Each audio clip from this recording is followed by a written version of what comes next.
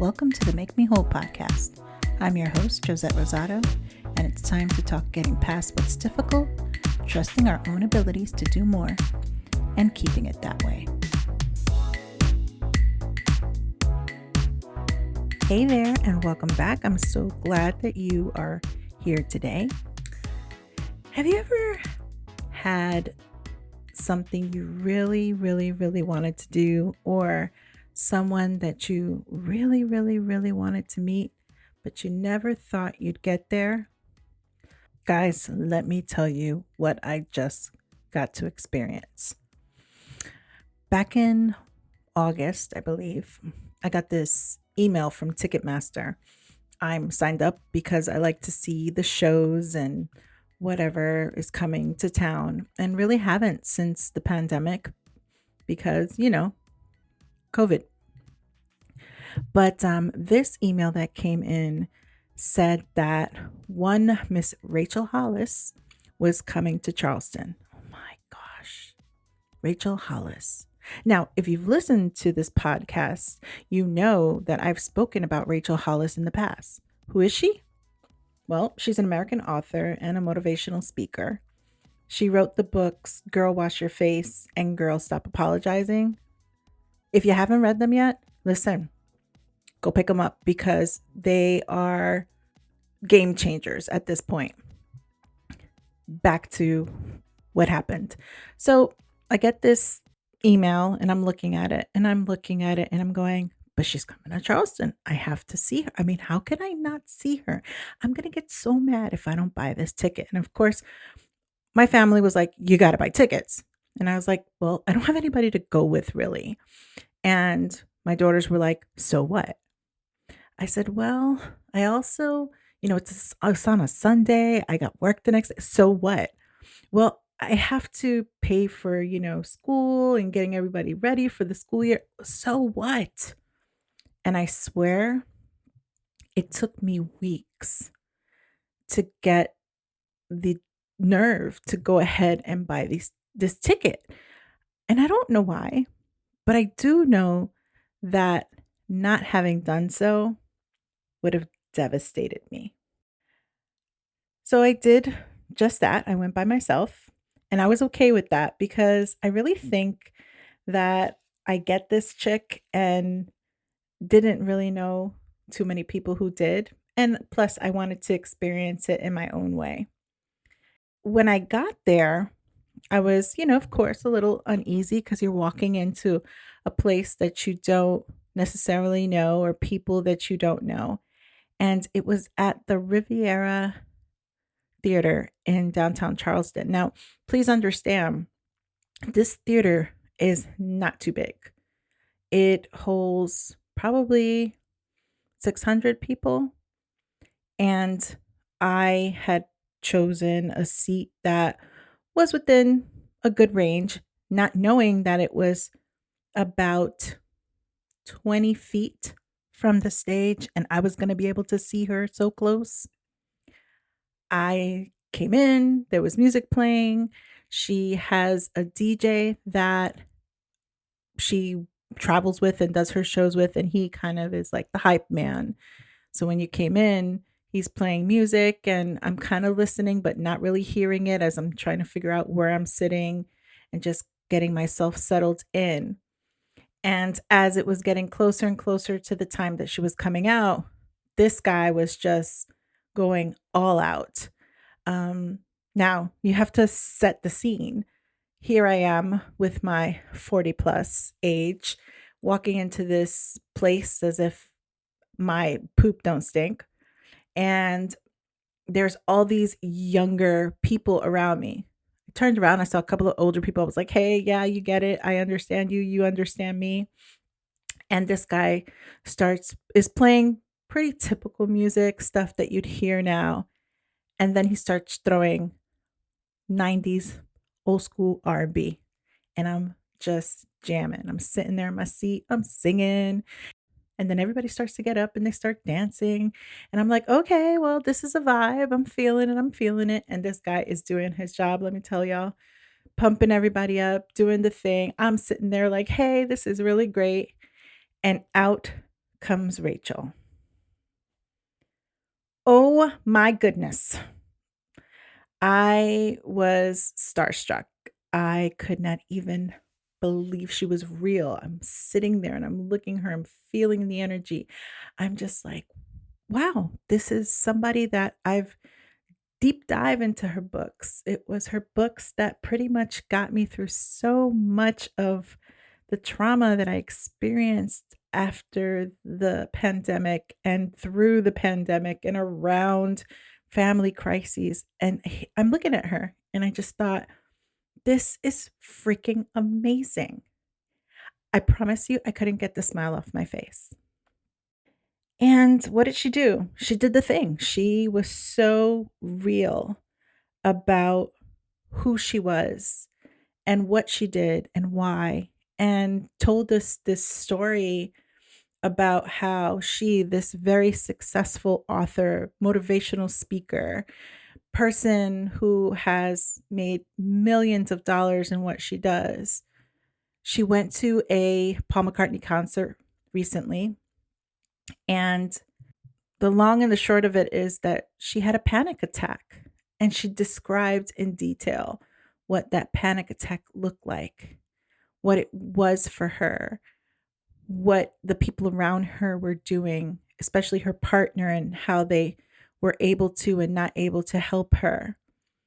And I thought it was telling of how even the strongest people, the people who are perceived as most successful, have moments. And that was okay. Then she did this thing, which, again, if you've been listening, you know that I also love Mel Robbins, who's another motivational speaker. And she had an ode to Mel Robbins where she discussed the 5-second rule. Remember, 5, 4, 3, 2, 1, go? Well, her twist on it was directed to our energy and how we're doing things, and we might not be motivated to do them, or we're losing energy after having to do the same thing over and over again. So she 5, 4, 3, 2, 1, boom, here comes this music, and her theme song comes on, and I was like, oh my gosh. And she's up there, she's dancing, she's inviting everyone to dance with her, and then she has the crowd create their own theme song, or choose one, actually. Now, this kind of threw me off because I didn't expect to enjoy it so much, but our theme song wound up being Get Low by Little John. I know, you're laughing your seat. So you can imagine that she uses it as a tool throughout the entire performance. And she, whenever she felt like it, she would just count down to 5, 4, 3, 2, 1. Boom, here comes the music. It's loud as all heck. I mean, forget it. It was so loud. And it was so funny. Everybody just got up and danced, including your girl right here. Another thing that she did that I thought was amazing was the idea of having some meditation time, which 300 people, 400 people sitting with me doing a meditation all at the same time, so real. And the meditation focused on our dreams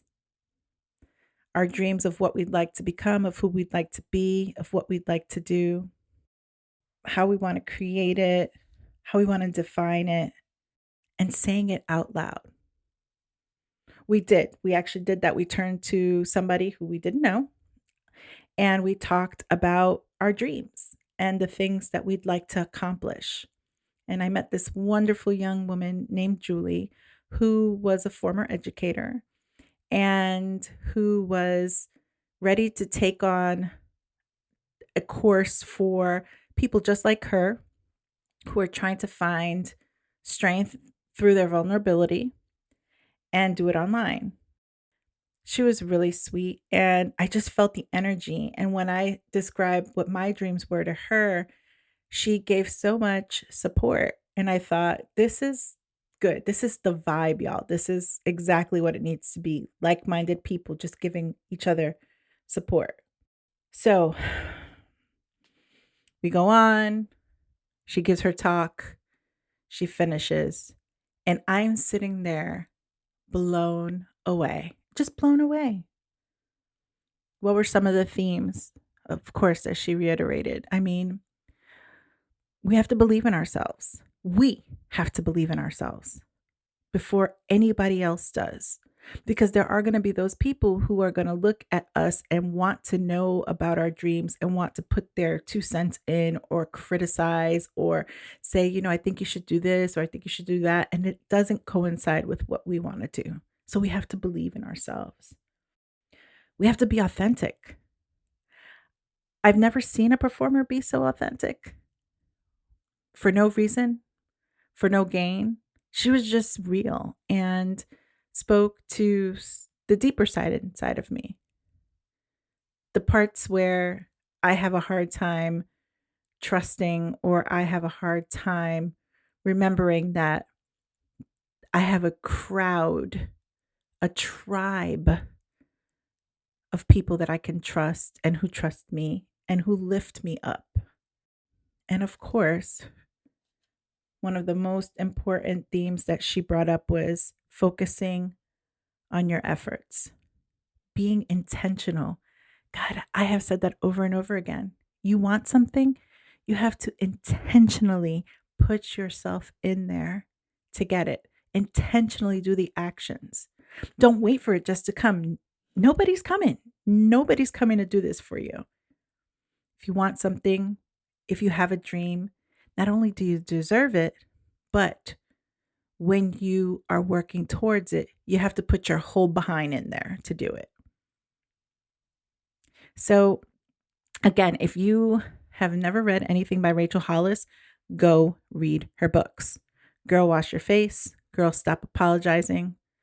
Amazing reads. And I also encourage you, I know a lot of people like to use books, and if you can, pick it up on Audible. She actually narrates the entire book. I think it gives it a different spin because it's her story in her voice. All right, so now I've checked that one off my list and I feel good about it. I feel good about having given myself that extra boost, given myself the ability to enjoy an event and see someone that I wanted to, not to mention doing it without fear, going by myself and coming back and being able to share it with all of you.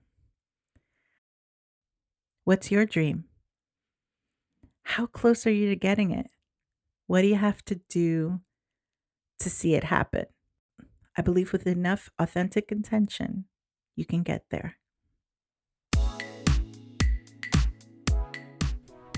Thank you so much for being here during our podcast today. I hope you enjoyed it. And again, read those books. They are life changers, I promise.